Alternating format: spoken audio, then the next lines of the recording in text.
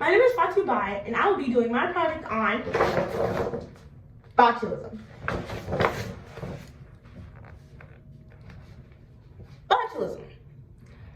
Botulism was first discovered in southern Germany in the year of 1735. It is caused by an anaerobic bacterium called Clostridium botulinum. It grows in an infant's intestinal tract, can be foodborne, or caused through wound infections. Some common symptoms include difficulty speaking, facial weaknesses, blurred vision, vomiting, fever, irritability, and muscle weakness. Out of all the botulism cases, about 65% of them are from infants, 20% are wound-related, and 15% are foodborne. Out of the botulism cases, about 5% are fatal. And in order to cure botulism, an antitoxin can be administered which attacks the botulism toxin. Some fun facts would include these toxins from botulism can be used in Botox, which paralyzes the facial muscles, or it can be used as a biohazardous weapon due to its inhalability. Now we'll move on to the normal pathway of signaling. Here you can see at number 1, the acetylcholine is released and it binds. So the acetylcholine is represented by these yellow dots, and it binds to the ion-gated receptor.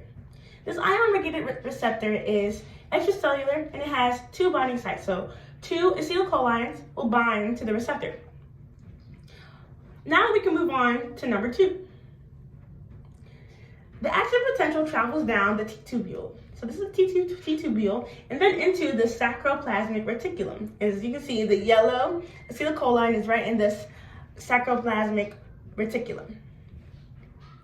When we move on to number 3, the calcium 2+ is released. And this calcium 2+ is going to serve as our second messenger. And afterwards, the calcium 2+ binds to troponin over here, and it bridges actin and myosin, which triggers the muscle contractions.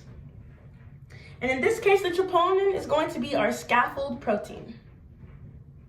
Now that we know what the normal signaling pathway is going to be, then we will move on to how the botulism disease works.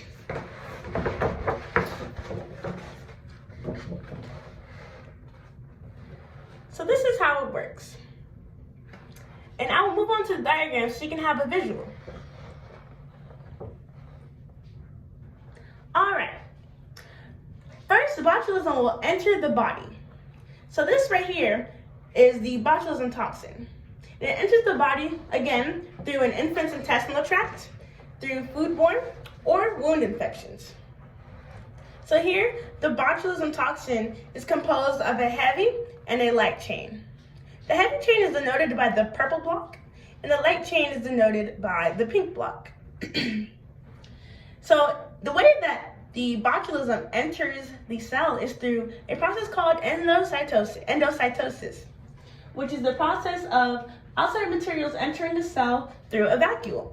So now once the botulism toxin is inside the cell through endocytosis, it is split into 2. The heavy chain stays in the vacuole, and the light chain is released in order to break up the snare proteins, which is the signaling proteins that lets the acetylcholine leave and attach onto the receptor. So after the snare proteins are cut, it keeps the acetylcholine from binding to the receptor, which further prevents the second messenger, calcium 2+ from triggering, and it does not continue on to the scaffold protein, troponin. From here, the muscle cell cannot contract, and the cell is paralyzed. This concludes my project on botulism. Thank you for listening, and I hope you enjoyed.